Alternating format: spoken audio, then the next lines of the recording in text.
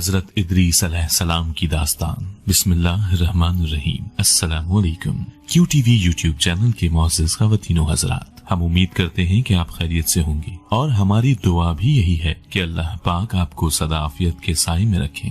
پیارے دوستوں، حضرت شیث علیہ السلام بن آدم علیہ السلام کی اولاد میں 5ویں پشت پر حضرت ادریس علیہ السلام کا اسم گرامی بیان کیا گیا ہے۔ حضرت آدم علیہ السلام اور حضرت شیث علیہ السلام کے بعد یہ تیسرے نبی ہیں۔ عبرانی زبان میں ان کا نام خنوخ ہے، جو عربی میں اخنوخ ہو گیا۔ حضرت ادریس علیہ السلام حضرت نوح علیہ السلام سے 1000 سال پہلے حضرت نوح علیہ السلام کی اجداد میں سے ہیں۔ ان پر اللہ تعالیٰ نے 30 صحیفے نازل فرمائے۔ ادریس علیہ السلام سب سے پہلے انسان ہیں جن کو علم نجوم اور حساب بطور معجزہ عطا کیا گیا۔ آپ علیہ السلام کی زبان سریانی تھی۔ آپ علیہ السلام کے زمانے میں 72 زبانیں رائج ہو چکی تھیں۔ انہوں نے ہر جماعت کو ان کی اپنی زبان میں تبلیغ کی۔ حضرت ادریس علیہ السلام ہمیشہ روزہ رکھا کرتے تھے اور ہر روز 12,000 تسبیح پڑھا کرتے تھے۔ آپ علیہ السلام کی مجلس میں فرشتے بھی حاضر رہتے تھے۔ آپ علیہ السلام اپنی امت سے فرمایا کرتے تھے کہ میں 30 بار آسمان پر گیا ہوں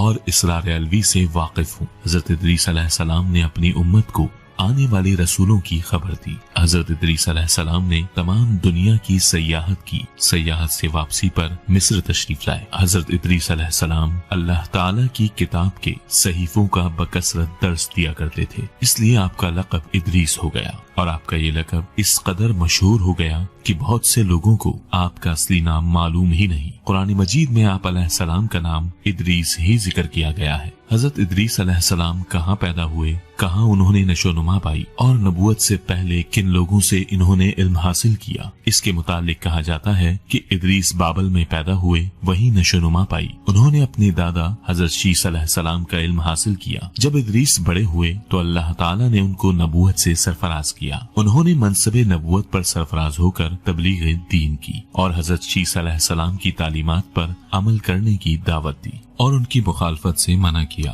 مگر کم لوگوں نے ان کی بات مانی، زیادہ نے ان کی مخالفت ہی کی۔ اس پر انہوں نے وطن سے ہجرت کا ارادہ کیا اور اپنے متابعین کو بھی ترک وطن کا حکم دیا، لیکن ان کے متابعین پر ترک وطن کا حکم کراں گزرا اور کہنے لگے ہمیں بابل جیسا مقام کہاں مل سکتا ہے۔ بابل کے ایک معنی نہر کے ہیں کہ وہ دونوں دریاؤں دجلہ اور فرات کے بیچ میں واقع تھا۔ حضرت ادریس علیہ السلام نے ان کو تسلی دی کہ اگر ہم اللہ تعالیٰ کے لیے بابل کو چھوڑ دیں گے تو وہ ہم کو کوئی دوسرا مقام ایسا ہی عطا فرمائے گا۔ آخر حضرت ادریس علیہ السلام کے سمجھانے سے وہ ترک وطن پر آمادہ ہو گئے۔ وہ مصر کی سرزمین پہنچے، جہاں انہوں نے دریائے نیل کو موجیں مارتا دیکھا اور اس وادی کو سکونت کے لیے خالی پایا۔ حضرت ادریس علیہ السلام یہاں رک گئے اور اللہ تعالیٰ کا شکر ادا کیا اور فرمایا بابلیون، یہ اس سے بھی بڑی نہر ہے۔ یون سریانی زبان میں تفضیل کی علامت ہے، یعنی زیادہ بڑی نہر۔ یہ بھی کہا گیا کہ یون مشابہت کے لیے استعمال ہوتا ہے، یعنی یہ نہر تمہاری نہر کی مانند ہے۔ چنانچہ عرب کے علاوہ دوسرے ملکوں والے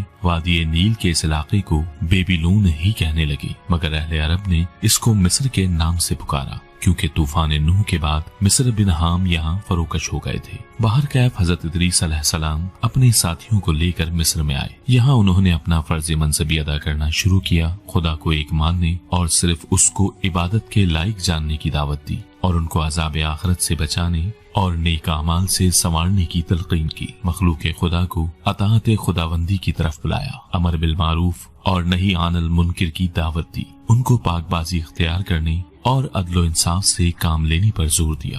انہوں نے نمازوں کی ادائیگی کا بھی حکم دیا اور ان کے طور طریقے بھی سکھائے۔ انہوں نے ہر مہینے میں چند مخصوص ایام کے روزے رکھنے کا بھی حکم دیا اور دشمنان دین کا مقابلہ کرنے کی بھی ہدایت کی۔ انہوں نے زکوٰۃ و خیرات کی رقوم سے غربا اور مساکین کی مشکلات دور کرنے کا بھی حکم دیا۔ انہوں نے غسل جنابت اور بدن اور لباس کی طہارت و نفاست کی پرزور تعلیم دی۔ کتے اور گدھے اور دوسرے ناپاک حیوانات کا گوشت کھانے، شراب اور نشیلی مشروبات پر روک لگائی۔ کچھ خاص دن تفریحات و تقریبات کے لیے بھی مقرر کیے۔ انہوں نے بارگاہ خداوندی میں نظر اور قربانی پیش کرنے کے طریقے بھی بتائے۔ پھولوں میں سے گلاب، پھلوں میں سے انگور اور اناجوں میں سے گیہوں کے استعمال پر زور دیا۔ انہوں نے اپنی قوم کو بتایا کہ اللہ تعالیٰ نے ان کی ہدایت کے لیے پیغمبروں کو اپنا پیغام دے کر بھیجنے کا سلسلہ جاری رکھا ہے۔ ان کے بعد بھی دوسرے پیغمبر آئیں گے جو انہیں خدا کا راستہ دکھائیں گے۔ وہ تمام گناہوں اور برائیوں سے بری ہوں گے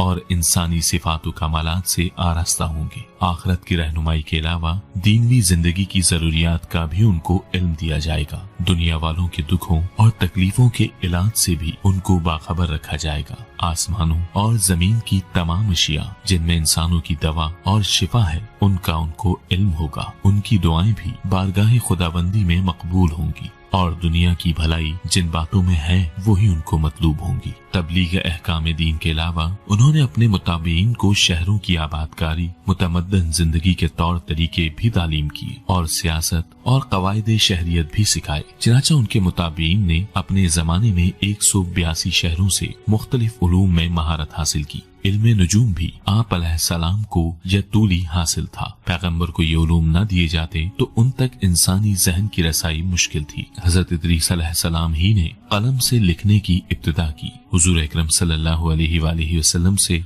खते रमल के मुतालिक सवाल किया गया तो आप सल्लल्लाहु अलैहि वसल्लम ने जवाब दिया कि एक नबी को फने रमल का इल्म दिया गया था। वो रमल के खतूत खींचकर जवाब दिया करते थे। तो अब जिस शख्स के खतूत उनके खतूत के मुताबिक पढ़ जाते हैं तो उसका जवाब सही हो जाता है, वरना नहीं। तो ये नबी हजरत इदरीस अलैहिस्सलाम ही थे। आप अलैहिस्सलाम ने मुख्तलिफ कौमों को उनकी जरूरतों के मुताबिक तरीक़े जिंदगी की तालीम दी। उस वक्त आबादी के लिहाज से जमीन को 4 हिस्सों में तकसीम किया और हर हिस्सा जमीन के लिए एक फरमारवा और हाकिम मुकर्रर किया। उस हाकिम की ये भी जिम्मेदारी करार दी कि वो अपने महकूमीन को आदाब माशरत और मईशियत के मुताबिक जिंदगी बसर करे और शरीयत खुदाबंदी पर अमल कराने का भी जिम्मेदार हो। हजरत इदरीस अलैहिस्सलाम को अल्लाह ताला ने उठा लिया और उनके खास अहबाब उनके बाद उनके जानशीन हुए। हदीस असरा में फरमाया गया कि शब महराज में रसूलुल्लाह सल्लल्लाहु अलैहि वसल्लम की उनसे चौथे आसमान पर मुलाकात हुई। गोया उनका आसमान चहरुम पर होना ही उनके रफा मकान से मुराद है।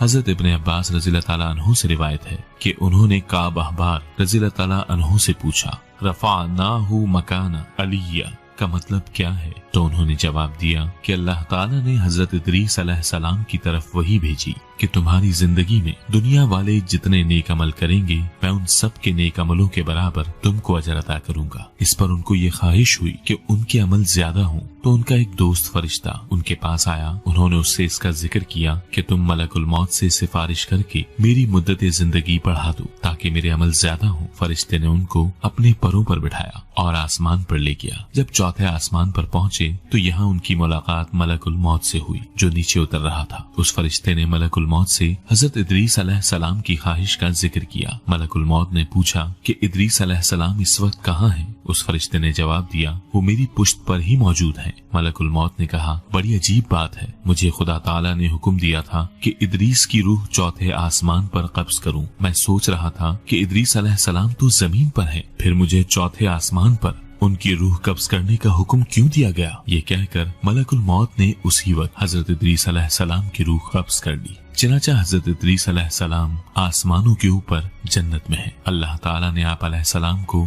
10 खुसूसियात के साथ मखसूस फरमाया था। आप अलैहिस्सलाम पैगम्बर मुरसल थे। आप अलैहिस्सलाम पर 30 सहीफे नाजिल हुए थे।